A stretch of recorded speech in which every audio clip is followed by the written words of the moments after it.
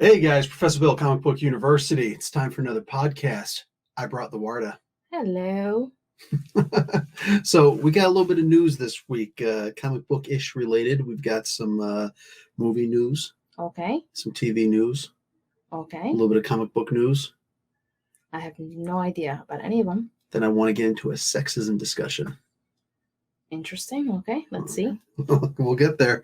Okay, so first off, episode 39. Thank you everybody for following along and making this a pretty damn successful podcast. I'm saying we've been pushing, so bang. Woohoo. We've got right away Marvel Unlimited. This is one of the best ways to get Marvel comics. You have a subscription. You go online and you get a bunch of comic books sent to you. But in order for Marvel to not contradict comic book sales, like the physical comic book sales from local comic book stores, they make sure those digital copies, the new ones, don't come out for the next 6 months. So you can't get brand new comic books until 6 months later.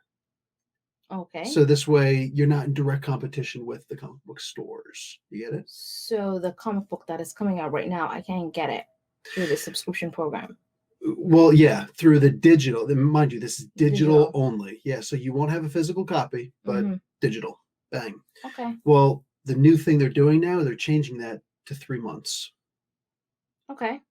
I still think that's fair. Personally, my opinion is I still think that's fair. I think that's still, I mean, who wants to wait 6 months for a comic book? What's the difference? Who wants to wait 3 months for a comic book? It's pretty much the same thing as far as I'm concerned. How are the local comic book stores feeling about it, or just in general comic book stores? How are they feeling about it? This is something I just saw recently. I'm going to ask Carlos about it. I'm going to schmooze him over. I got all these buttons I'm going to give him from. If you guys were watching the Twitch stream, where it's up for review on YouTube already.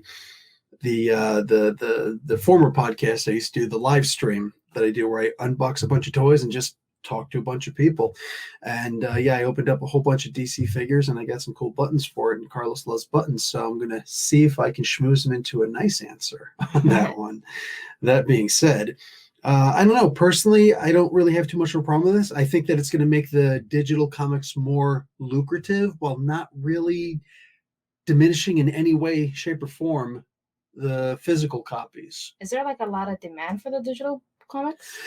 No, but you'd figure it seems like the obvious step forward, right?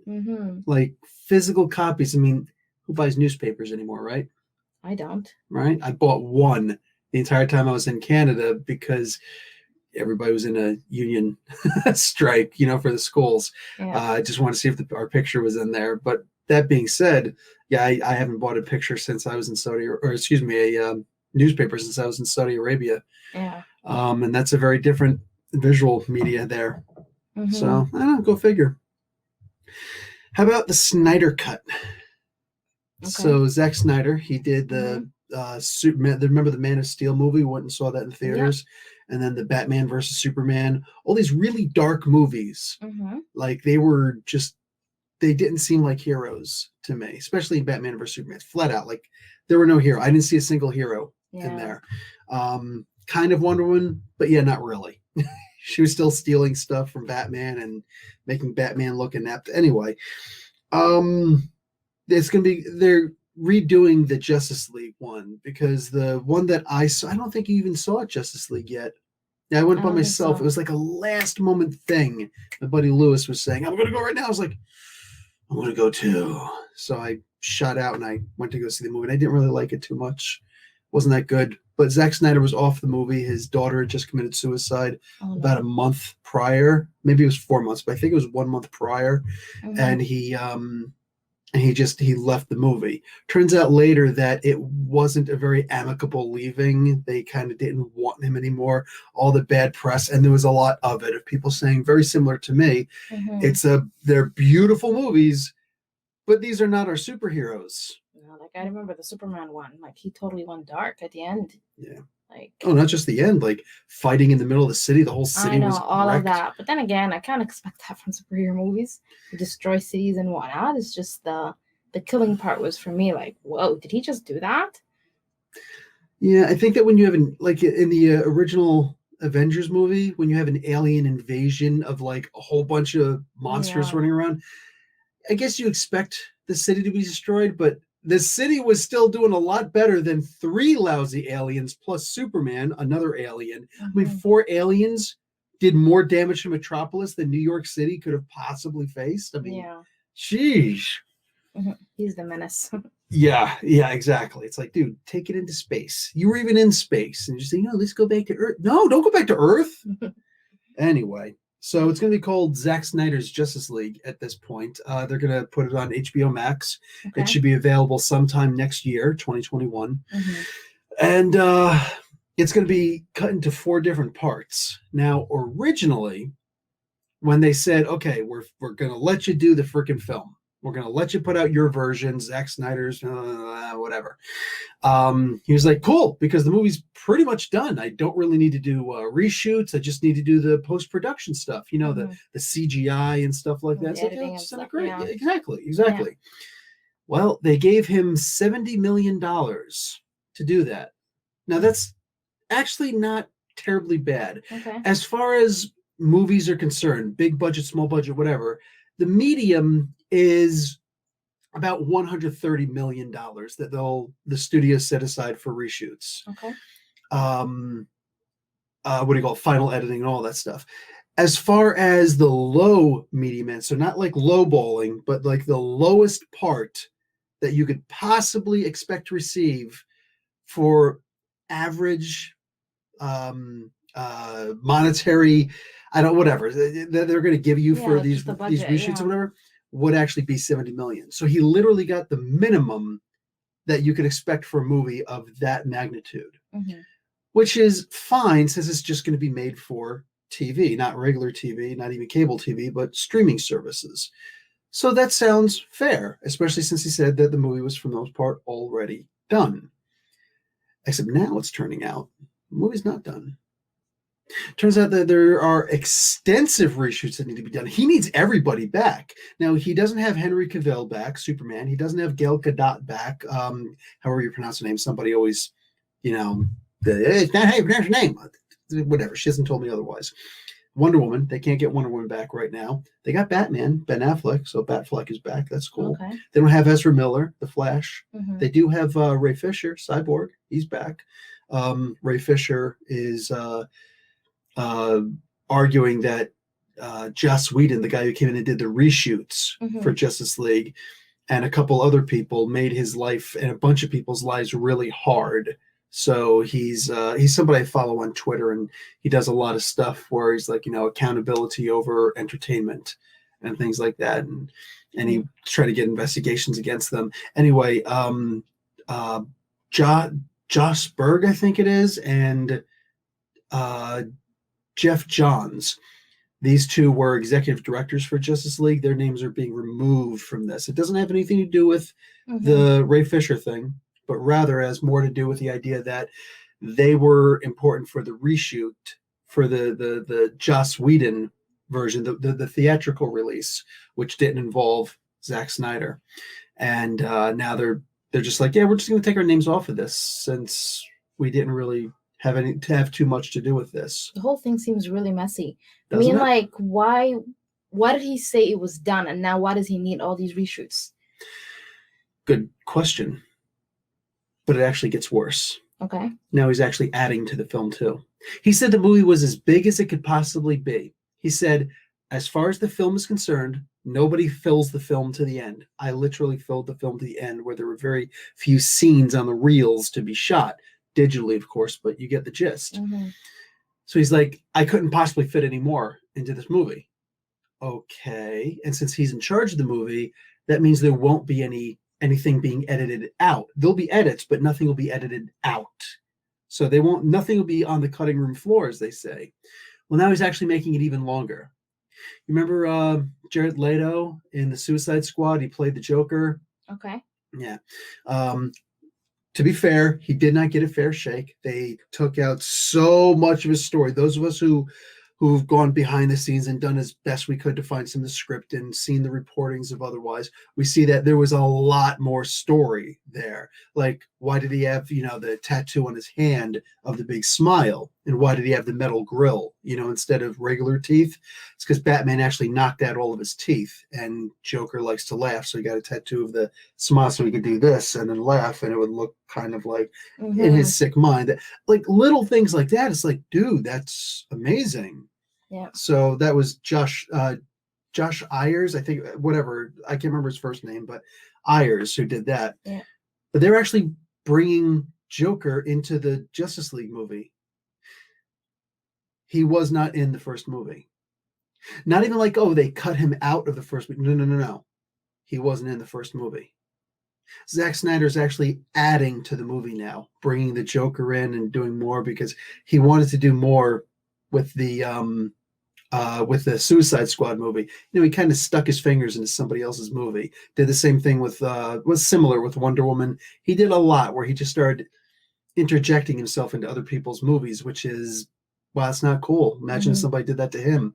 Look how upset he was. Well, really, he was so upset that somebody else took over like that for the Justice League. He's like, that's not my cut. My cut's the best, or my cut would be better, or I hate that somebody else took over my movie. But meanwhile, he sticks his fingers in other people's movies. Yeah, I'm just saying. Does he have the authority to do that? Well, apparently he did.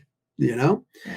It's just one of those things where it's like, look, I'm trying to do the best I can to call it down the middle. The people who hate Zack Snyder are going to be like, Bill, you're being too fair to him. You're saying too many nice things about him. The people who are totally for Zack Snyder, like, Bill, you're being such a jerk right now.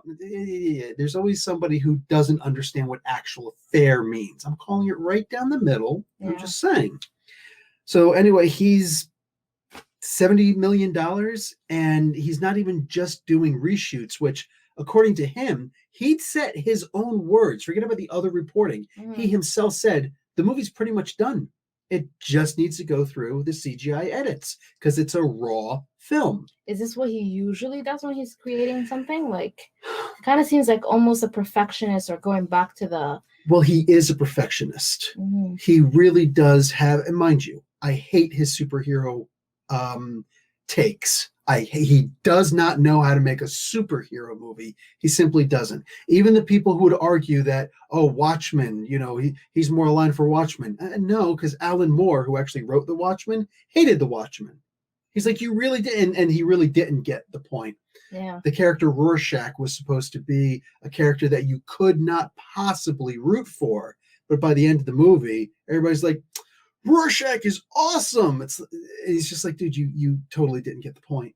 But of course, that would make sense because the character, or the person, Steve Ditko, who created Rorschach, was an objectionist, and so is Zack Snyder. That's the people who follow the Ayn Rand philosophy. Yeah.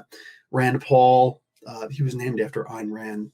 Anyway, so it's just the idea. It's like, this guy's actually, it's the weirdest freaking thing. Yeah, here's the thing about it. I can't say it's good or bad because I don't have a horse in this game. You know what I'm saying? I don't have a dog in this race. I could honestly care less.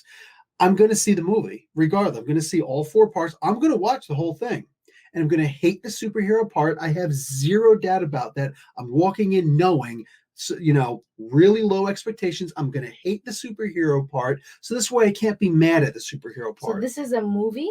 It's going to be 4 parts of what his movie was going to be, but in 4 parts. So yeah, movie, but in 4 parts on Disney HBO Max streaming. Okay, that sounds like a series. Yeah, it's right. Yeah, but whatever. He's got a lot to put out, and they're going to try and make as much money off of this as they can.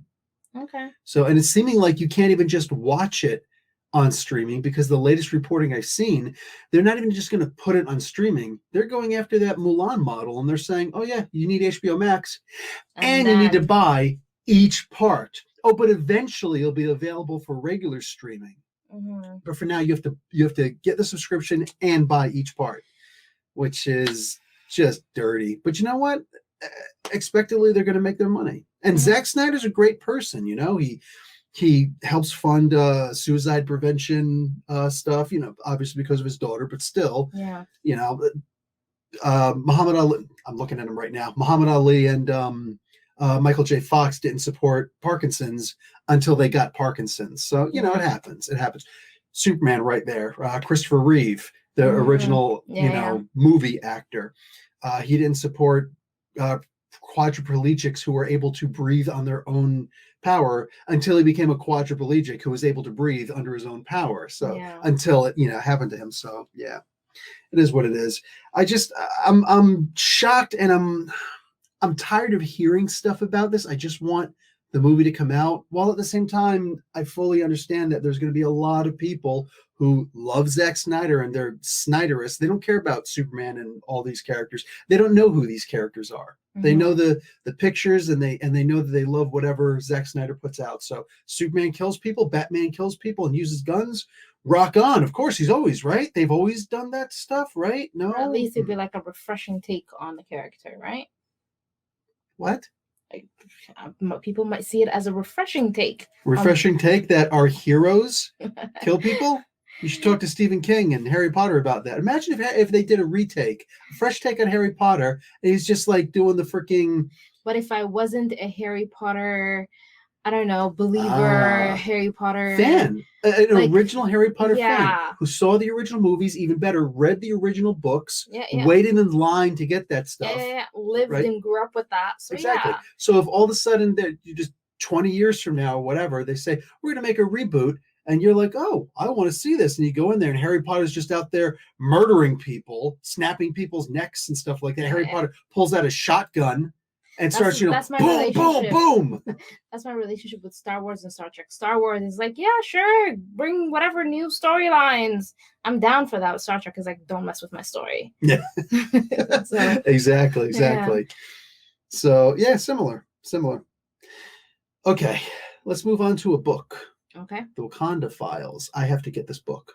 Okay. So the Wakanda Files is basically Shuri's notes from the MCU, not from the standard comics. Okay. From the MCU. So her take and her observations on a bunch of things.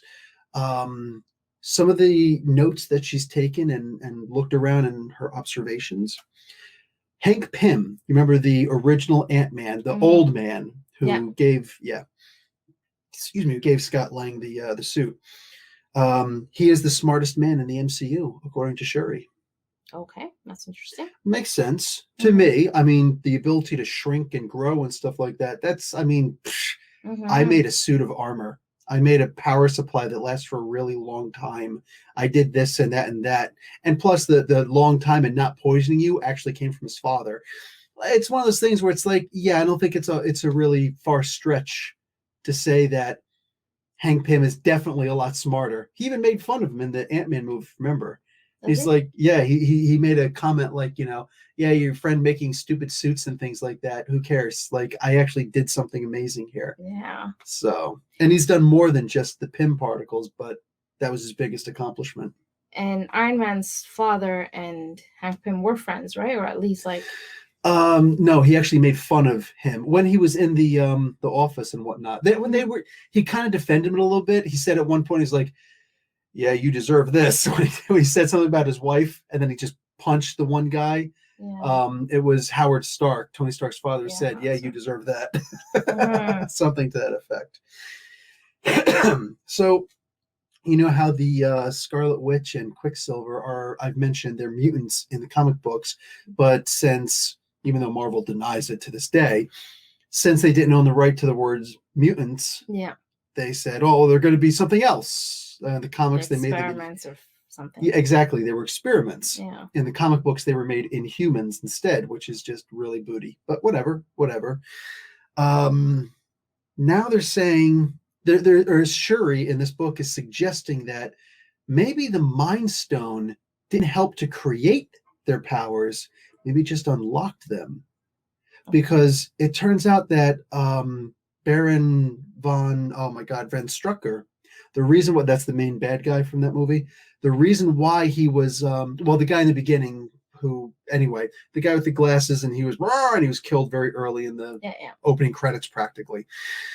The reason why he went to Sokovia specifically is because there were a lot of genetic anomalies in the area. So maybe they're referencing a character called the High Evolutionary, but maybe they're also referencing mutation. Mm-hmm. Maybe they're going to say it's both.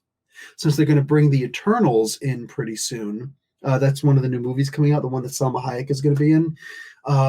The enemies, the main enemies to the Eternals, are called the Deviants, which many have theorized, and I'm one of these people also, that the Deviants are actually the original mutants in the Marvel Universe. Okay. These gods, the Celestials, came down and altered humans, and yeah. boom, yeah. So they made regular humans. They have the potential to evolve.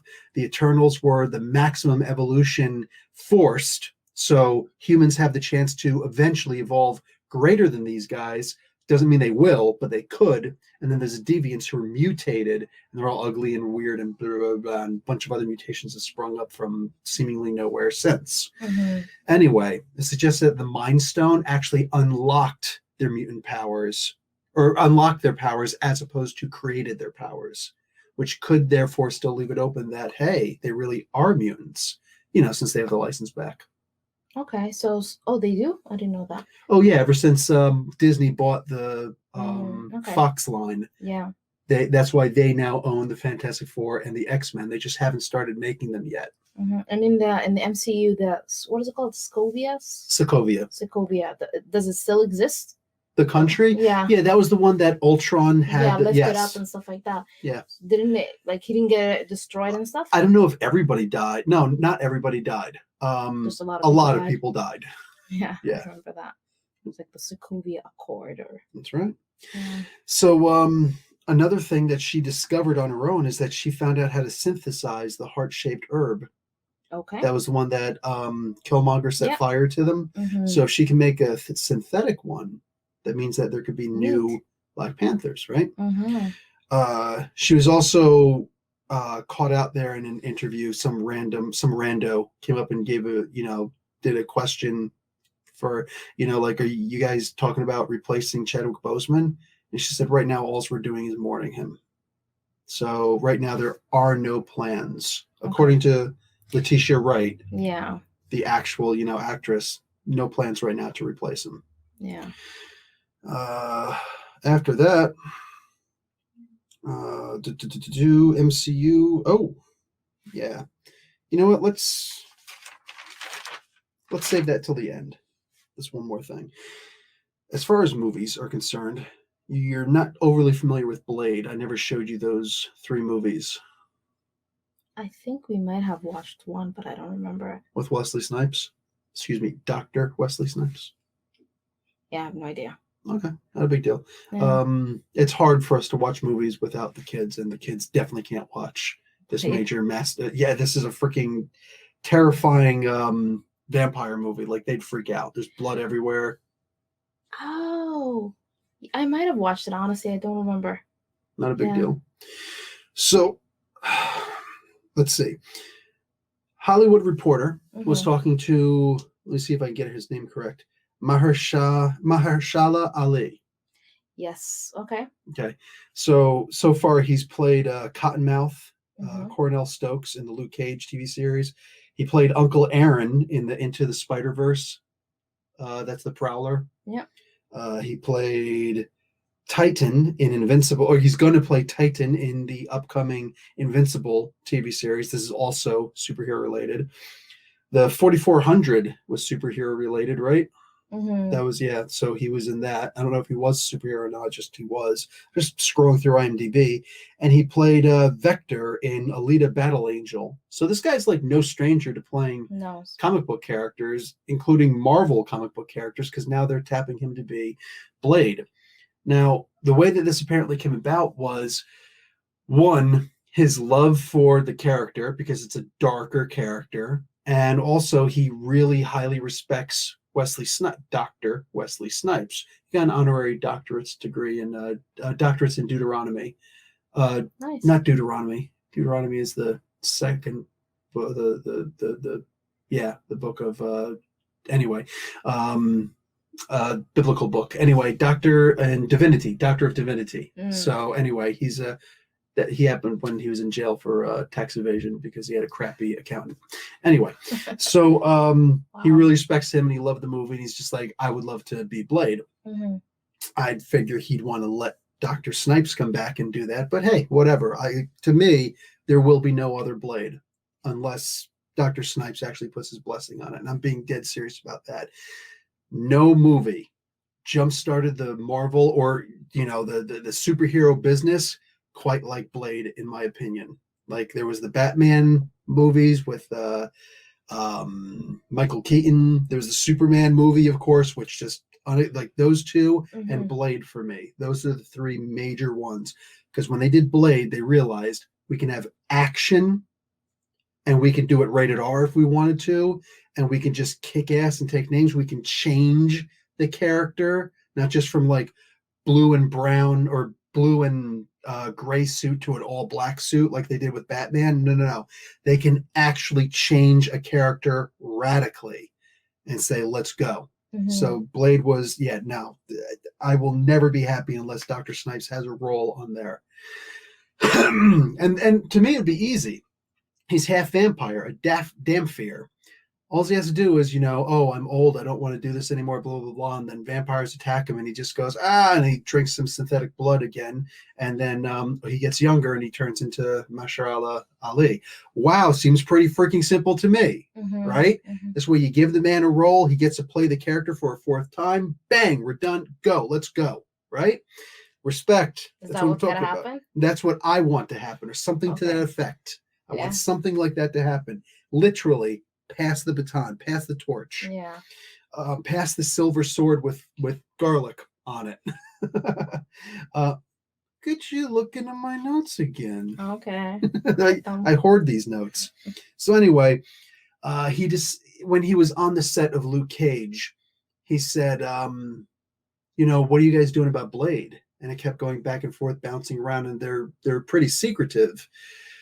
So finally, the guys actually started talking like, we really, really, really want this for a TV series. It turns out it was him saying, I'd really like to play Blade, but I'd want it to be a movie. It was because of that now they're planning on making it into a movie, because they really want him. And he wants to be able to make the transition back and forth between TV and movies. Okay. And at the time, that's really what he was looking for. So I personally think that most of these should be TV series. Blade would be a great one. Just, here's a vampire thing. Let's go in and beat up the vampires. Hey, look, there's Dracula. Let's go after him. Just little things like that here and there. I think that would be perfect. Why argue with that? Instead, just a movie where it's like a one and done, especially with the COVID situation. They've been pushing, we need to do more TV series. Case in point, Shang-Chi, Legend of the Ten Rings, that just finished, I think, yesterday, filming. Okay. So they're just going into post-production at this point, and then they can put out the movie. But where are they going to put the movie out? Yeah. Like, how long has Wonder Woman been done for? How long has Black Widow been done for? What are they going to do with these movies? They're just going to kind of hang in space. Okay, but a TV series, hey, we want them. Yeah, big time. And there's more storytelling there. But anyway, so it's apparently his fault. And yes, I'm blaming him. Also, the Blade movie is still looking for writers. They're still, like, they've already got a director on board. They got the main actor on board. They got all these people on board for a movie that hasn't even been written yet. Yeah, I think it was like mid-2019 that I started hearing people talking about wanting him and him wanting to be Blade. Yeah, and if that's when you heard it, I promise you it's been longer. Yeah, absolutely. So, halfway done. How about some Mandalorian talk? Okay, that's coming out next week. It's coming out. We're filming that. We're recording this on Saturday. So by the time that this comes out next week, the first episode will already be out Friday. It's going to be out this coming Friday, October 30th. Wow. I'm saying that's kind of cool. It is. So season 2, they're calling it like chapter 2, essentially. Let's see. They're not, usually for these TV series, movies, whatever, they'll do an early screening for certain members of press that they respect and believe won't, leave out spoilers.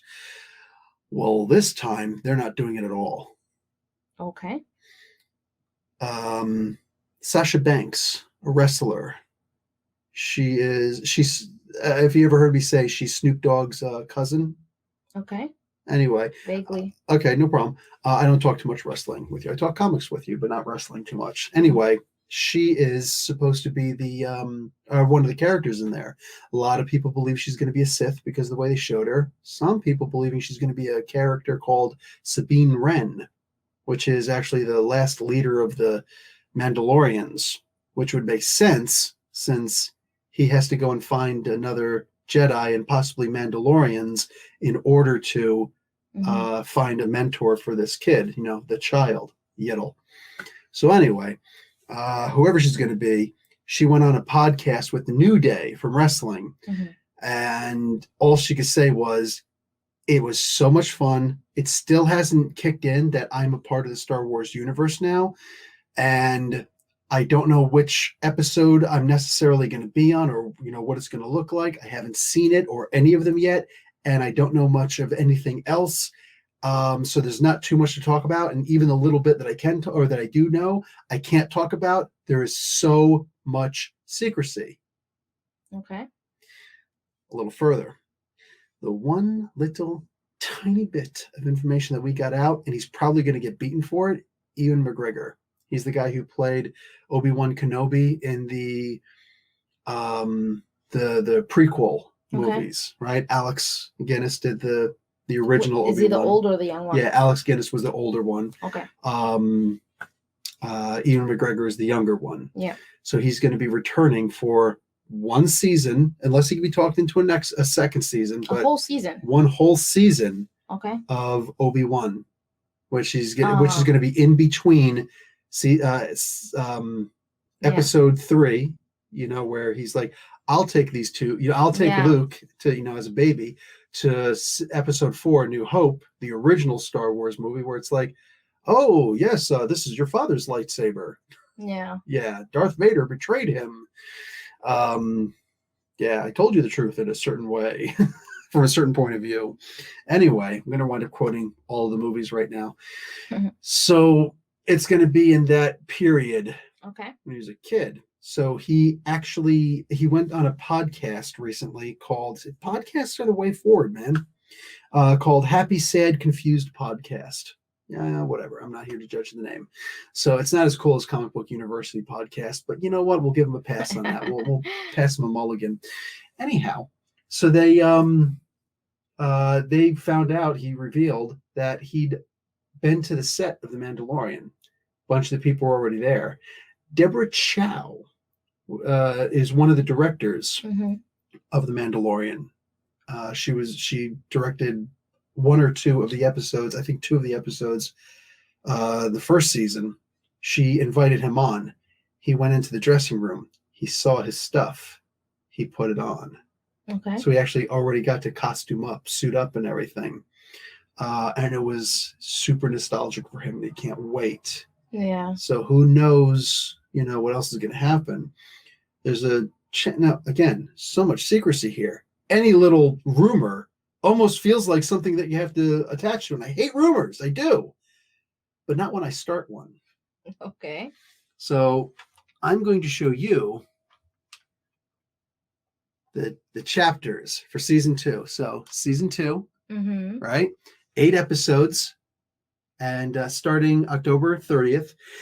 And Jon Favreau, Happy Hogan. Yeah. He's written all of the episodes except for episode 5 and episode 7. He wrote all the other episodes, and he's directing the pilot. Well, it can't be a pilot because it's season 2. He's directing the first episode for sure.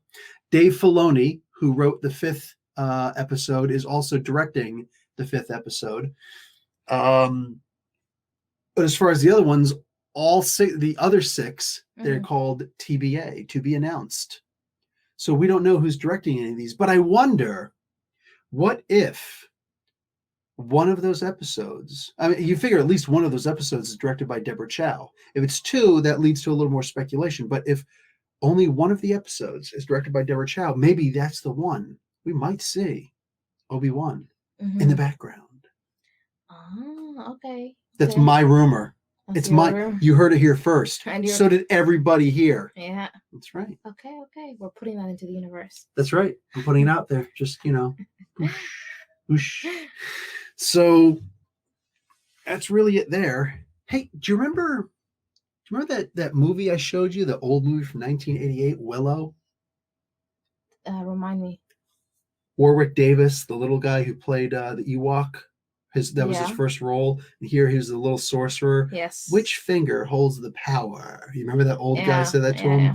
It was a really great, like the kids freaking loved it. They went crazy over it. You liked it. You're like, okay, it is a good movie. Because of course I always pick the best movies. Well, it's been greenlit officially that they're going to make it into a TV series now. And Warwick Davis is returning. Okay, as the same character? Or... Same exact character. Awesome. Yeah, as the lead role. Mm-hmm. So he's going to be a lot older now. I doubt it's going to be him going out there and doing this stuff, but this is actually really cool. It is, yeah. So, yeah, I'm a huge fan of that. What's the guy's? Where will it be? Disney Plus. Okay. Yeah. Ron Howard, who did the original movie, is going to be the executive producer. So he's taking a step back and just, going, yeah, that's right. I'm Ron Howard. Yeah. Exactly. Little suggestions here and there, whatever. John M. Chu. I believe he was the director for Crazy Rich Asians. Okay. He's going to be directing the pilot, and he's the one who actually released the information. He's like, I love the movie so much. I named my daughter Willow. I'm like, okay, you're, well, whatever. It's a little Willow weird. Is a nice name. I like Willow. I agree. It's a nice name, but it's still a little bit weird. It's still a little weird. But this guy, he made a movie called Crazy Rich Asians. So what the hell do I know? Yeah. Anyway, there was a moment in there where he was talking. Like, I just find this person to be very strange. That's not a bad thing necessarily, but you don't want to like trust him to babysit your kids. He's, how some people say, yeah, growing up in Brooklyn, yeah, growing up in freaking, Hong Kong, growing up wherever you grew up. He says he grew up as an Asian in a Chinese restaurant. Okay. Who says that? What does that mean? Exactly. I'm just really, really curious from his perspective. What does that mean? Good question. So apparently this was just in a vacuum of space, this restaurant. Like the restaurant at the end of the galaxy or the end of the universe, excuse me. That's it's actually a book reference. But anyway, Guardian's Guide to the Galaxy. Oh my God, I can't even remember the name of the book. I'm so freaking out there. This guy is so weird. This guy is super freaking weird. Did his family own a Chinese restaurant? I wonder. I hope so. Okay, I'm actually going to Google that afterwards because I'm really curious. Right?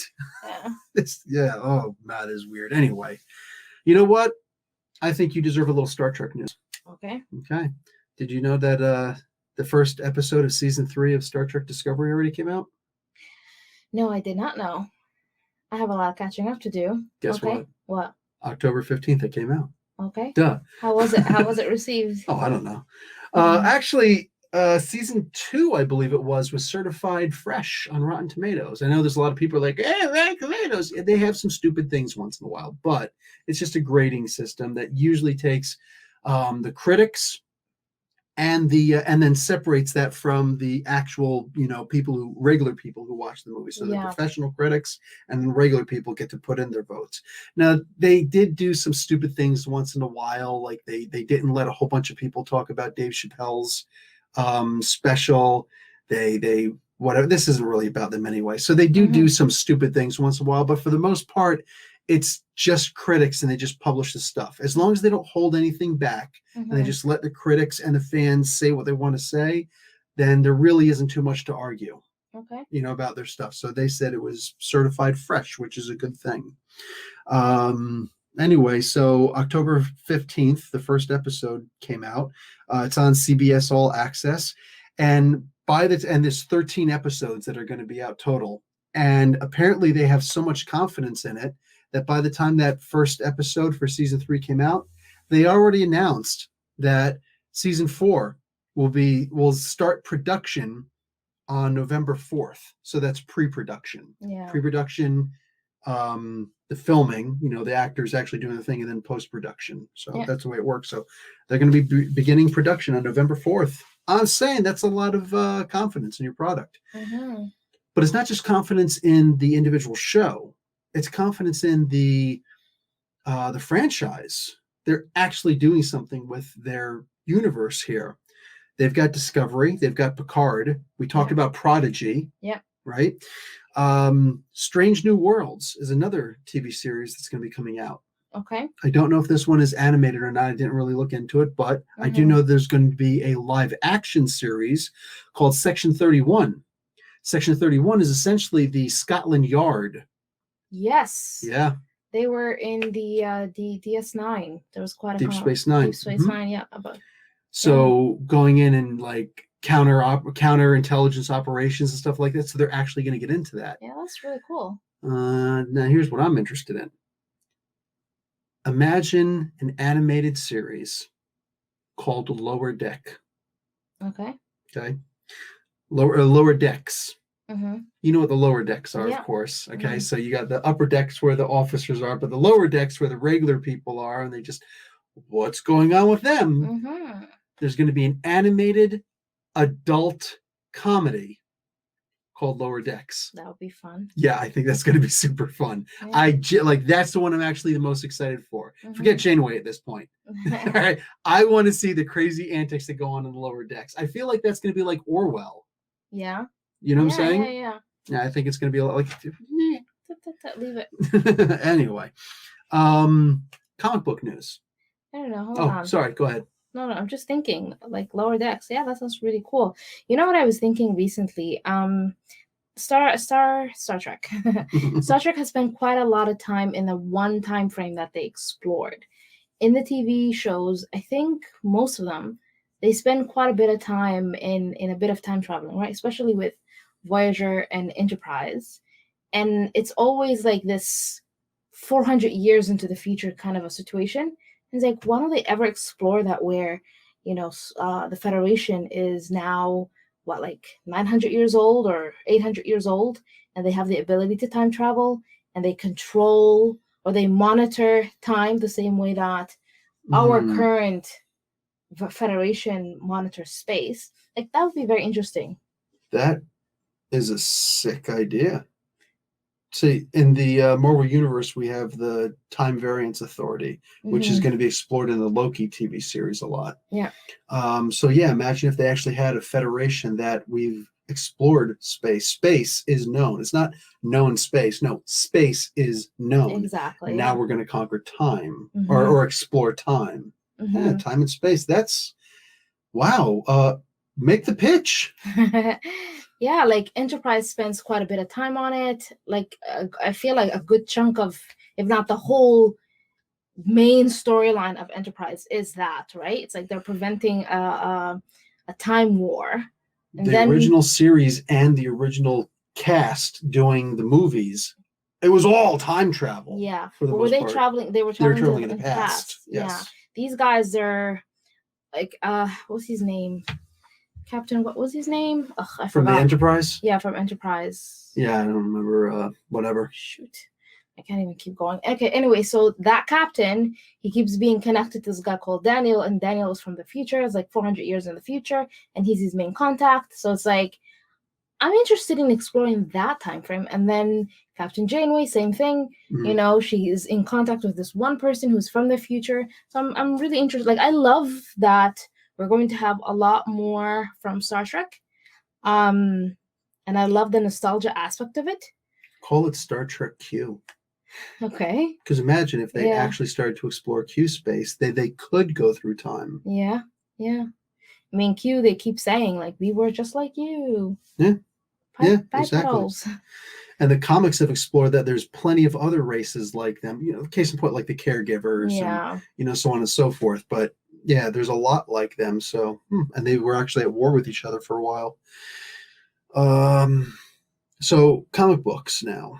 Okay. Donny Cates going to be doing the King in Black.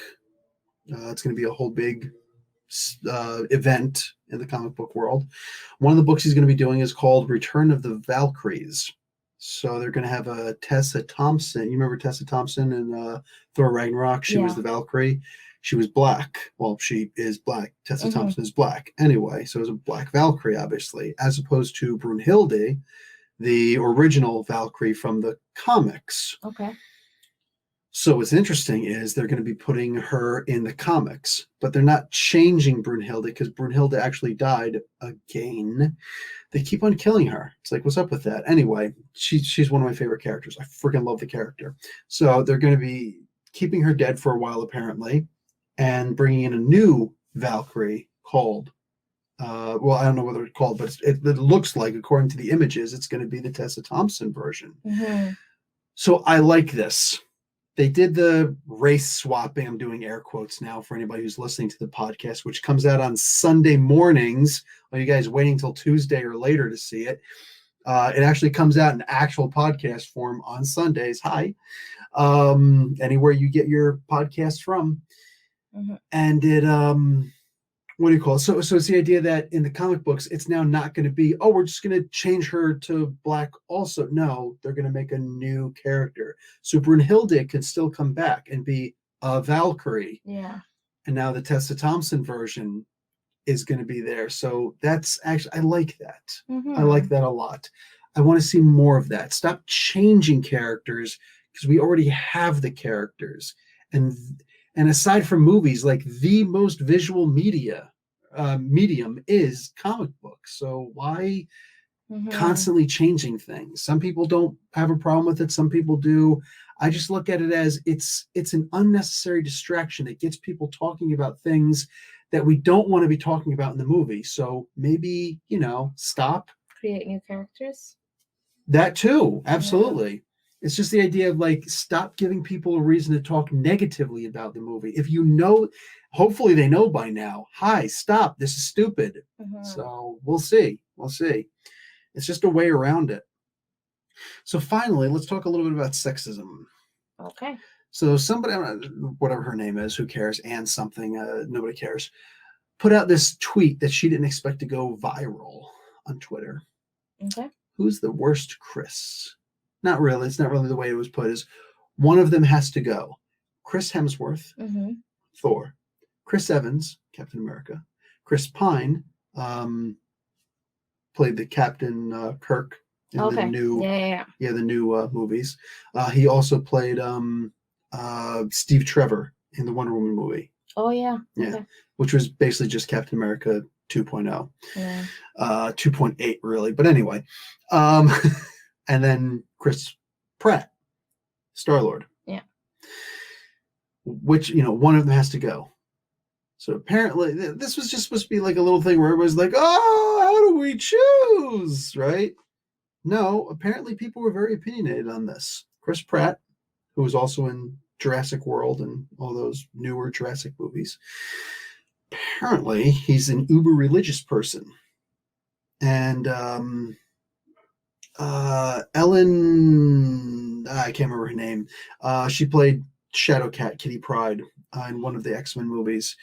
She said that, and she was also in the, for crying out loud, the Umbrella Academy. Oh yeah. So anyway, she said that he follows a religious order that's anti-LGBTQ. Okay. It's an allegation. I don't know if it's founded or unfounded, proven or unproven. I don't know. Apparently, they said he's a Republican. Apparently, he actually is a conservative at the very least. While so much of the Marvel crew was there at the Biden campaign, and Biden, especially Mark Ruffalo, like this guy just can't freaking sit on his pants for a minute. Chris Pratt was nowhere to be seen, and people like pointed that out explicitly. So they're just like, oh, he must be a Trump supporter, and as opposed to like me, who just thinks that they all suck. So I don't know which is what, but when you get on the internet, people, you start getting a bunch of really weirdo randos just showing up all over the place. So this went really bad. Well, the rest of the Marvel crew decided to jump on this. There's Chris Pratt there, and there's Robert Downey Jr. He says, "What a world. The sinless are casting stones at my brother, Chris Pratt, a real Christian, a real hashtag Chris." Like this guy just won't stop with the hashtags. Who lives by hashtag principle, has never demonstrated anything but hashtag positivity and hashtag gratitude. And, caps, that's important, just married into a family that makes space for civil discourse and just plain fact, insists on service to the highest value. If you take issue with Chris, I've got a novel idea. Delete your social media accounts, sit with your own defects of hashtag character, work on them, then celebrate your humanness. And hashtag got your back, because Chris Pratt's Twitter handle is Pratt. That was actually the only cute part I saw of all that. James Gunn, who directed the Guardians of the Galaxy movie, responds to Mark Ruffalo. Ruffalo said, Chris Pratt is a solid man as there is. I know him personally. Really? He knows him personally? That's crazy. He only worked with him on the movie set, but he knows him personally. I never would have suspected anyway. And instead of casting aspirations, nice, that's like the dollar word of the day, look at how he lives his life. He's just not overly political as a rule. This is a distraction. Let's keep our eyes on the prize, friends. We're so close now. Okay, just again, sit down, Mr. Ruffalo. Sit down. So James Gunn says, sorry, just finding out about this nonsense. Pratt is the best dude in the world. I spent hours and hours sharing my deepest truths with the man, as he has with me. Please stop assuming what he believes politically or in any other way because he's a Christian. Well, you just said he's a Christian, so we can assume a lot of what he believes. I mean, it's not even an assumption at this point. It's like, duh. Zoe Saldana, she played Gamora, also in your Star Trek. Ahura. No matter how hard it gets, stick your chest out, keep your head up, and handle it, from Tupac. You got this, Pratt. I love that stupid Twitter handle.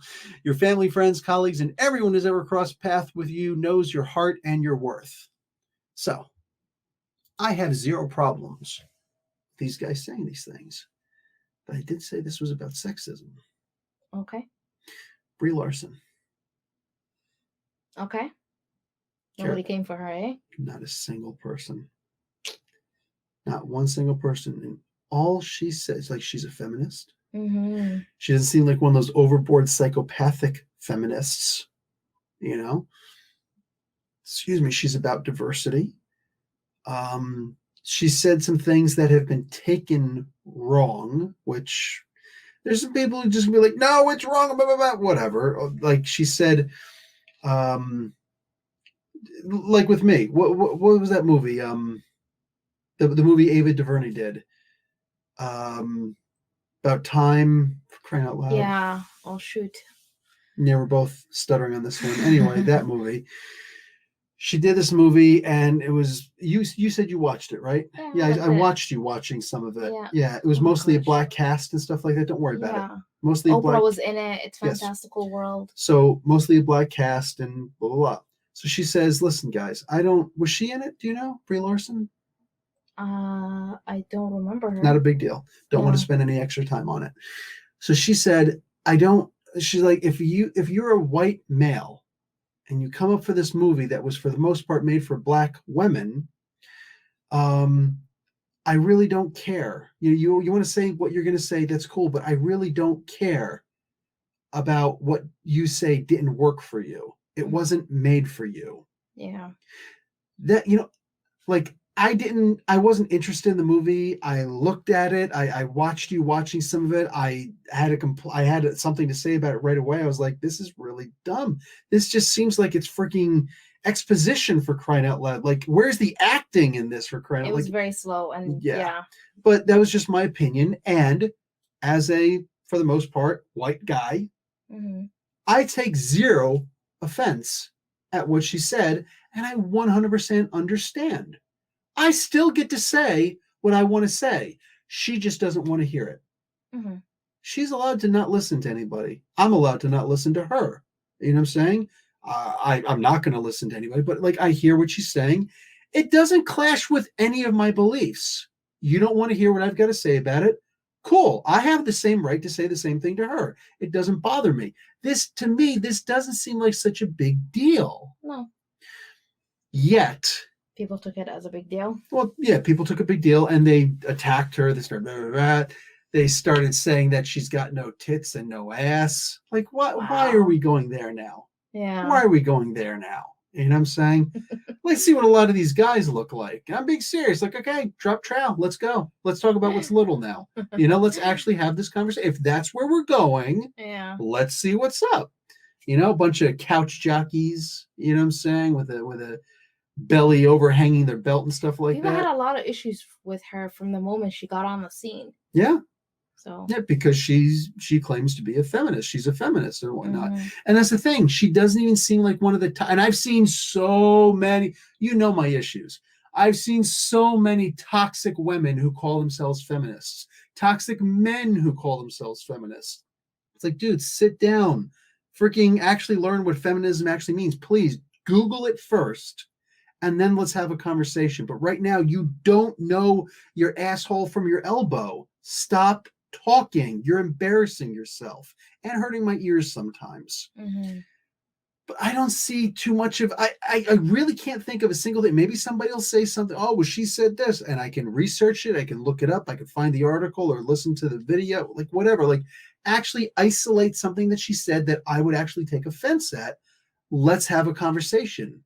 But these Marvel, the MCU crew, they worked with her also. James Gunn didn't, but all the other ones have. Yeah. So where was that rush to defend her? Yeah, I know. I wonder, like, what do you think about that? I'm just wondering, when this is happening to her, it was early on in their interactions, right? So maybe that's why there's like, but then again, Chris Pratt, he did like what? He did 1.5 Guardians of the Galaxy. With them. Yeah. Like, no, it wasn't with them. None of them were in the movie. Yeah. It was an isolated movie. So it's like he only and did then like part 2, isolated. Yeah. It wasn't until the Avengers movies where she showed up also. Yeah. Right? They like the characters met at the same time.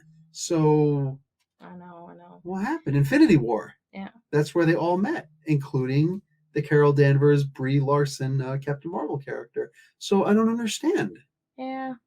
I guess socialization. I honestly don't know. Like, I don't know what to tell you, but like, yeah, we see this often, right?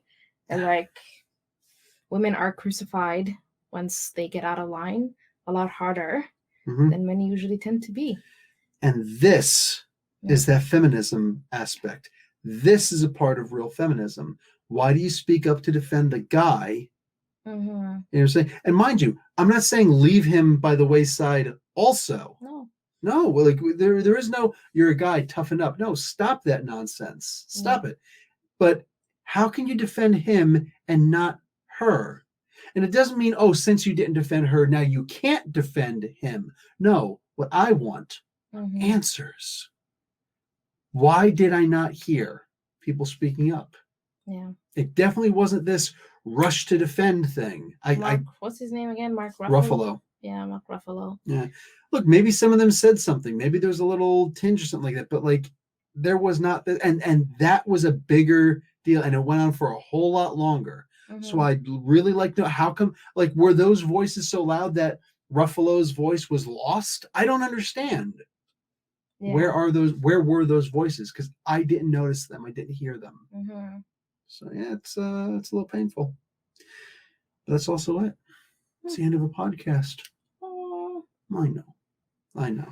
Want to just randomly shoot the shit about stuff? Yeah, sure. No, I don't. But well, that was a nice setup. Anyway, so that's going to be it for us, guys. Hey, listen, again, Sunday, every Sunday. That's where you can find your favorite monster trucks, and that's where you can find your favorite podcast. That's us, by the way. Yeah. So we'll talk to you then. Professor Bill and Warda, Comic Book University, class dismissed. All right. Getting there.